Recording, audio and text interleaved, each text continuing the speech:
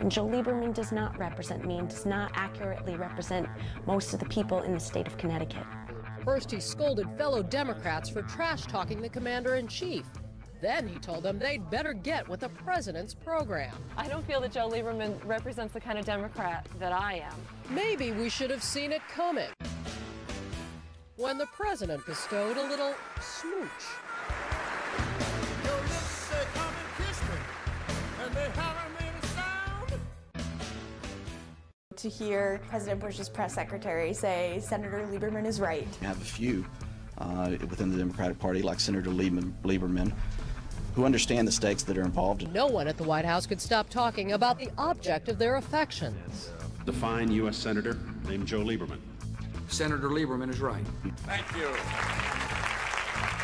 Joe Lieberman is way too hand in hand with the Bush administration. You'll recall Joe Lieberman is a Democrat. We're now at a point where the war in Iraq is a war of necessity. It means we have to win it. If he would just say, I'm going to represent the people of Connecticut, and the people of Connecticut want this war to end. Today, Connecticut Democratic Senator Joe Lieberman contradicted many in his own party who say the Bush administration has no Iraq strategy. And Mr. Bush got an assist from across the aisle. We undermined presidential credibility at our nation's peril. That played right into the White House political strategy on Iraq. I talked to some folks in the White House today, and one top White House advisor said, and I quote, "I think Senator Lieberman has gained a great deal of respect around here." He's not representing us, and he tends to side himself with the Bush administration. That's how it looks to me. Why do you think he is so willing to alienate members of his own party? President Bush was considering him as a possible replacement for Defense Secretary Donald Rumsfeld. I don't think that the agenda that Joe ran on 18 years ago is the agenda he's carrying out now.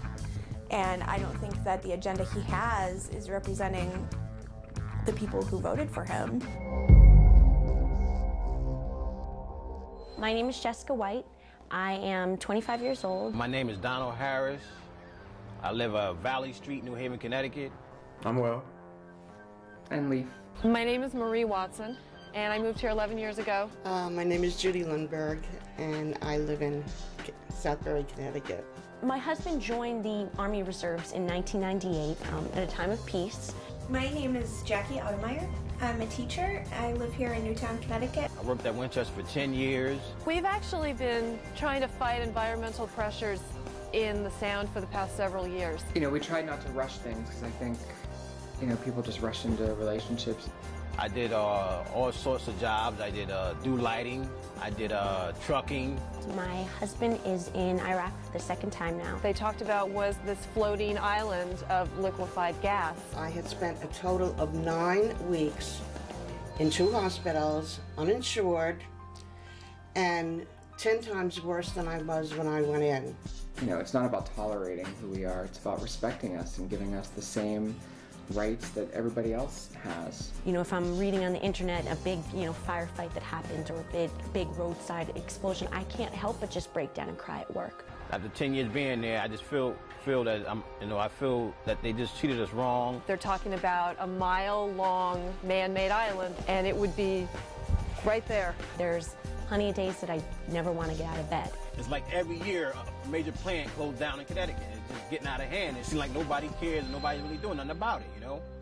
Senator Lieberman needs to drive through the streets of Bridgeport and Hartford and New Haven and realize that a lot of good is not going on there.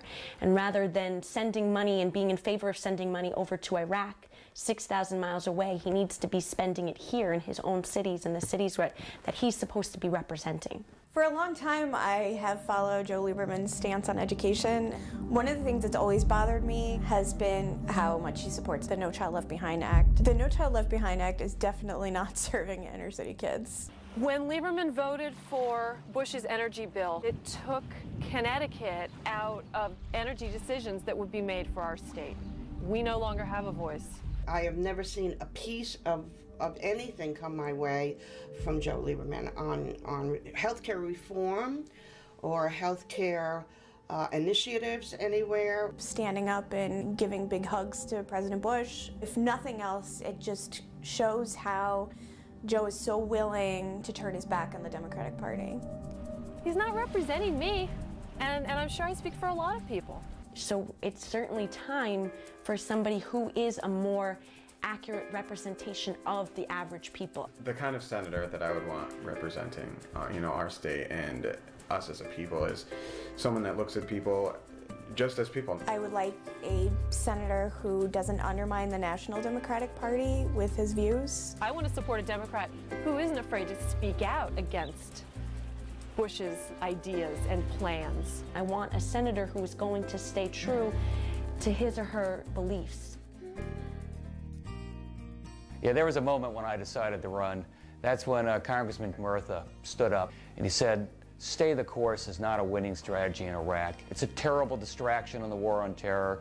It's hurting our troops. We're weaker for it. We've got to change course." And it was at that point that Senator Lieberman said these critics are undercutting the credibility of the president. And I thought that was so fundamentally wrong. I think it's our job to question. It's our job to challenge the status quo. I said somebody's got to challenge Senator Lieberman. Somebody's got to challenge this policy we've got in Iraq. It's not a winning strategy. But at some point, you say enough. And when the first person I obviously talked to was Annie, and she was right there next to me every step of the way, and I couldn't do it without her. To see my dad running for office, I mean, he's always been into politics. I've always trusted his opinion on things, and he's clear and he's thoughtful, and when he's discussing politics with other people, they listen and they tend to agree. And he's the type of person you just want to jump on the bandwagon with. And here I am. As I go around the state, I hear more about health care. It's elderly who think Medicare Part D is a confusing mess and a sellout to the pharmaceuticals. 47 million people in this country without health insurance? It's outrageous. First and foremost, we need a federal government that's going to level the playing field, make sure that universal affordable health care is for everybody. It ought to be a basic right going forward. Well, I'm just delighted in teaching this class up at Harding High on how to start your own business. You really see the struggles that a public high school in Bridgeport, Connecticut have to go through. You've got a teacher by herself and there's more security guards in the hallway than there are coaches and drama folks. And what we try to do is let them step away from the standardized tests and accounting classes they have and give them an opportunity to dream a little bit about some of the other things they can do. After 9/11, there was a real consensus that we couldn't stay dependent upon foreign oil from the Middle East. Instead, we passed the energy bill. The bill was written by a bunch of lobbyists who got together in Dick Cheney's office. Today, we've lost the heart of our good-paying manufacturing jobs. We've got to figure out how we're going to compete in the future, how we're going to bring those jobs back. We can do it in a more efficient way, and we can do it because it's right. Now it's time for us to step forward and really force a change in how we do business down in Washington, D.C. Look, I'm running for the U.S. Senate because I think it's time for Democrats to be proud again. Time for us to put forward a bold, visionary strategy of how we get America back on its feet, and that's why I want to be your senator. They tell me, Ned, don't rock the boat. Baby, I say it's high time we rock the boat. I would have led the charge against the nomination of Judge Alito. He fundamentally tilts the Supreme Court in the wrong direction, and it's serious. I say it's high time we rock the boat. We're going to fight for the heart and soul of the Democratic Party. And with your passion, your enthusiasm, the grassroots, the net roots, we're going to show people on a hot day in August that we can win. We can win not by being Republican light, but by being proud Democrats. It's time for us to stand up and elect a senator who will stand up for Connecticut, stand up for our progressive democratic values, and stand up to this Bush administration whose policies are so harmful to our state and to our country.